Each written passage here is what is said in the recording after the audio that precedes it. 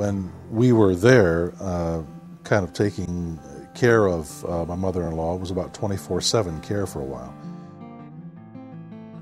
I can remember occasionally a woman from the church would call and volunteer to come over for even an hour, and it was amazing to have somebody come for even an hour and give us respite, time to shop or whatever. Just for that short amount of time, it was truly a gift beyond measure.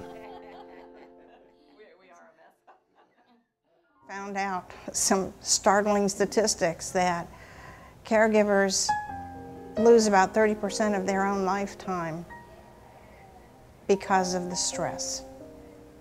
That's scary. It gives me well, you can come as many days as you want to, but it gives me 2 days that are my days, not his days. Most days are his days. It would be really nice because the person can live with you, but yet you can still have that freedom to go out and run errands and have your alone time, and I think it's a really good concept. I just don't have the patience.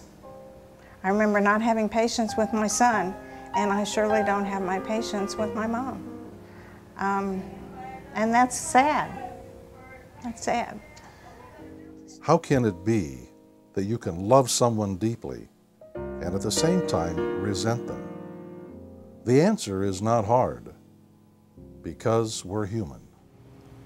From personal experience, I can say that I just really see the value of a program like this. My dad had Alzheimer's disease and passed away in stages of that. Unfortunately, because of his different phases of the condition hit as far as our family, he was not able to benefit by an adult day care program. When Elders First began, I was very interested in helping out because, of course, I know firsthand as my mother became in the same physical condition, her progress was completely different from my father's, and we didn't have that opportunity to take her to Elders First. We had to put her in a facility to manage her needs at the time. But I still understand that there's such an enormous need out there. As our population gets older, we're going to need more and more places to take people who need just to be watched. They're perfectly fine, but they need to be supervised to allow the loved ones who care for them to have a break from that constant responsibility. It's 24 hours a day. Elders First Adult Day Services, a nonprofit organization serving Rutherford and surrounding counties, provides a safe, comfortable, and loving environment Monday through Friday from 8 a.m. to 5 p.m. for persons age 55 and over in the beginning stages of Alzheimer's and other forms of dementia. Elders First is staffed by professionals and volunteers and gives caregivers a chance to take a break, to rest, take a nap, go shopping, or even to return to the workplace, while knowing that their loved ones are in good hands. Well, anyone that's taking care of someone with Alzheimer's or another dementia, Parkinson's, has a full-time job, really, and yet they also have to do everything else they're responsible for. Taking care of the chores, the shopping, housekeeping. Often a family will have their own children. They'll be part of that sandwich generation. And they're juggling a lot of duties, a lot of additional duties. And all of the time their loved one, their parent, their spouse, is in a downward spiral, physically and mentally. And they really need relief from this treadmill that they're on. Many don't want to give it up. There are various reasons why people haven't found our program or don't know what exactly Adult Day Services is.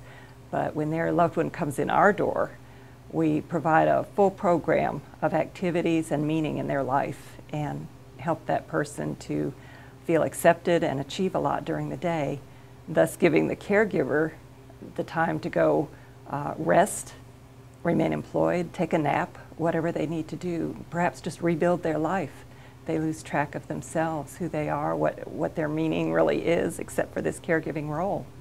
So they get a whole new, fresh breath and can, have a go at life again.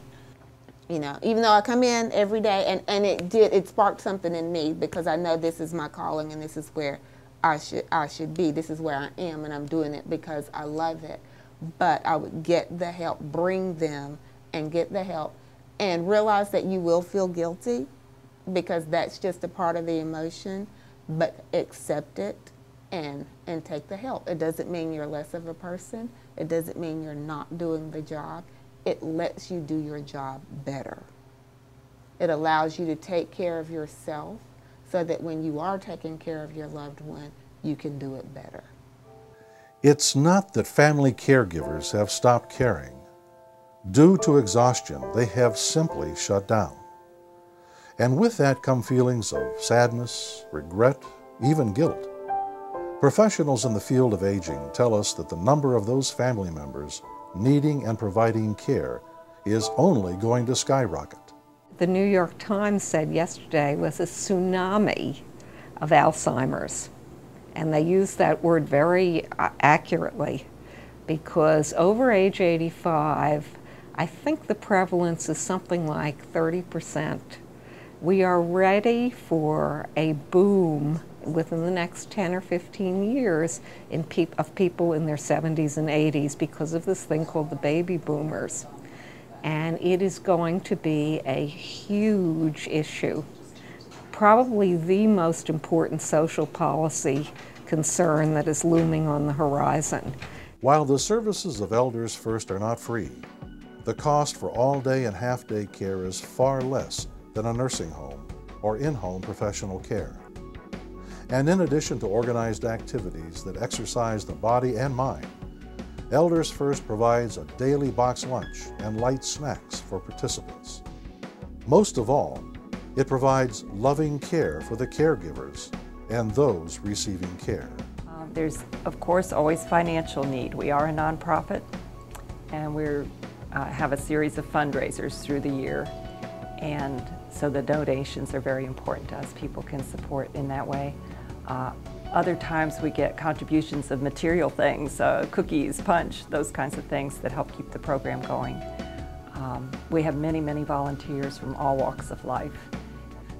And we have musicians, we have MTSU students, we have homeschool students.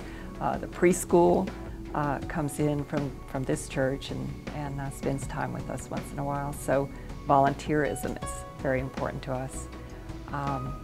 And another aspect is business sponsors, people who contribute at some level, and then we place them on our website and they're one of our sponsors. And another source of financial aid is grants. And we substantially are funded in that way through Baptist Healing Trust, the Community Development Fund of Murfreesboro, State Farm Insurance, Goodrich Incorporated. I hope I'm not leaving too many people out, but we appreciate each and every one who has provided grant money.